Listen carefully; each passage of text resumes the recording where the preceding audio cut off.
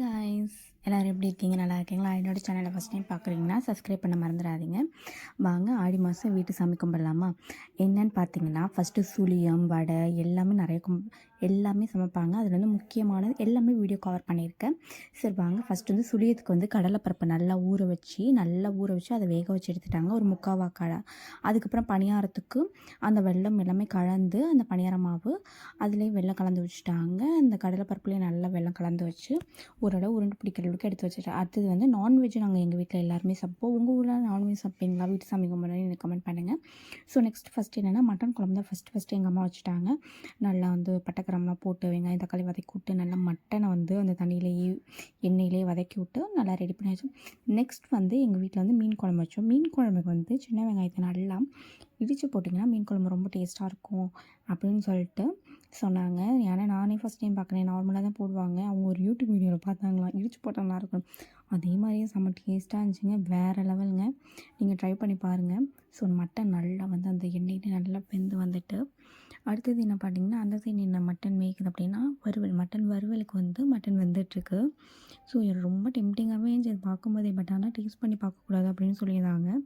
ஏன்னா வந்து சாமி கும்பிட்றதுக்காக நாங்கள் சமைக்கிறோம்ல, அதனால் வந்து டேஸ்ட் பண்ணாமல் வந்து சூப்பராக சமைக்கணும் அப்படின்னு சொல்லியிருந்தாங்க. ஸோ நல்லா வந்து மீன் குழம்புக்கு வந்து எண்ணெய் ஊற்றி அதில் வந்து வெந்தயம் போட்டு நல்லா வெந்து வந்துட்டு அப்புறமேட்டு இடித்த வெங்காயத்தை போட்டு நல்லா தாளித்து விட்டுறணும்.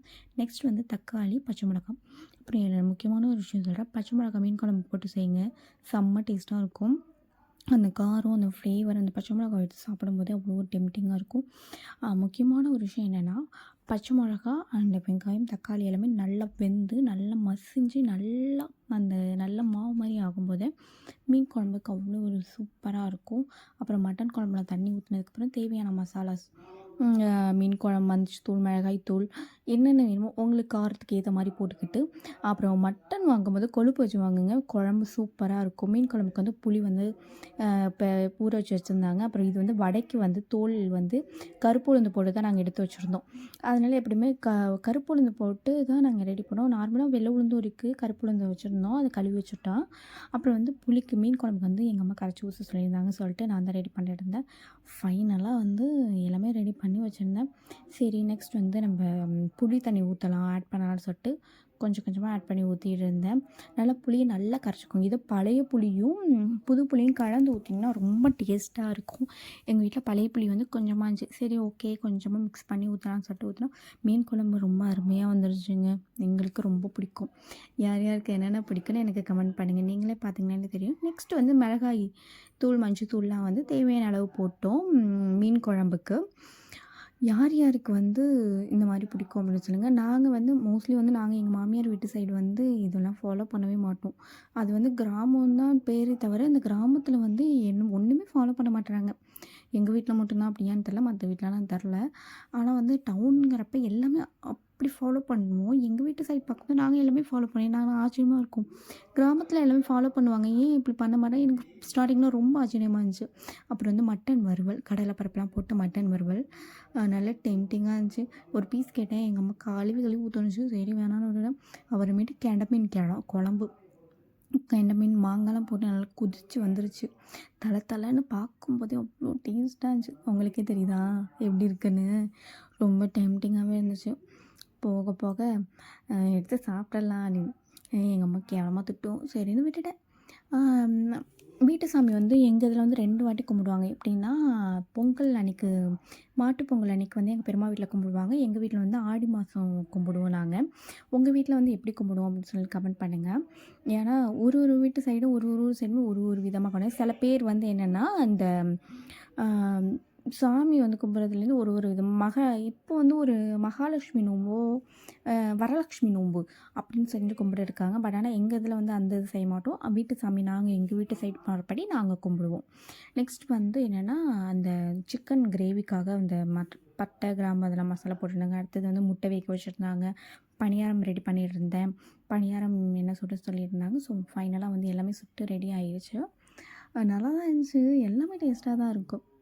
நெக்ஸ்ட் வந்து என்னென்ன செஞ்சுருக்காங்க அப்படிங்கிறத நான் ஒரு விலாவரியாக காமிச்சிடுறேன்.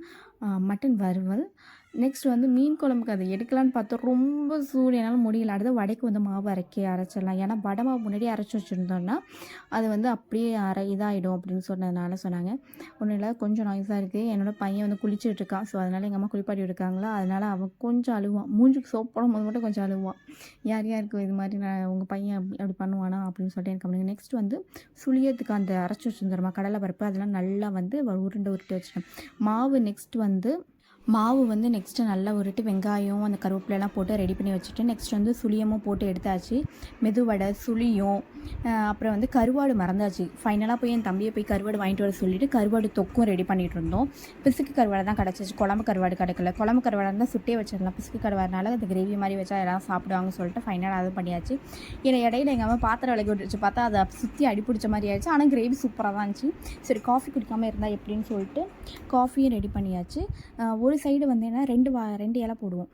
சக்கரை பொங்கல், அப்புறம் வந்து வெண்பொங்கலுக்கு வந்து தயிர் ஊற்றி வச்சாச்சு. இந்த சைடு வந்து வெஜ்ஜு, இந்த சைடு வந்து நான்வெஜ்ஜுன்னு சொல்லிட்டு வீட்டு சாமி இறந்தவங்களுக்கு மையப்படுத்தி நாங்கள் கும்பிடுவோம். வீட்டு சாமி இந்த சைடு வந்து வெஜ்ஜெலாம் வச்சு இதில் வந்து பணியாரம், சுழியம், அதே மாதிரி வடை எல்லாம் வச்சு கும்பிடுவோம். அதே மாதிரி இந்த சைடு நான்வெஜ் இலையிலையும் வந்து அதே மாதிரி அந்த புடவை, மஞ்சள், சாமிக்கு தேவையான அந்த சோப்பு, வளையல், மணி அதெல்லாம் எடுத்து வச்சுட்டு இங்கே வந்து அதே மாதிரியே ப்ரொசீஜர் பழம், வாழைப்பழம், வெத்தலைப்பாக்கு, பணியாரம் அதே மாதிரி வச்சு எல்லாமே கும்பிட்டுட்ருப்போம்.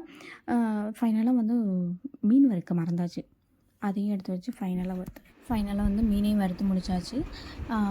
ஒரு 7 மணி 7:30 போல் பூஜை முடிச்சு எல்லாருமே வீட்டு பூஜையில் இந்த சாம்பிராணியெல்லாம் போட்டு ஃபைனலாக வீட்டு சாமி கும்பிட்டு ஒரு கட்டு முடிச்சாச்சு. ஸோ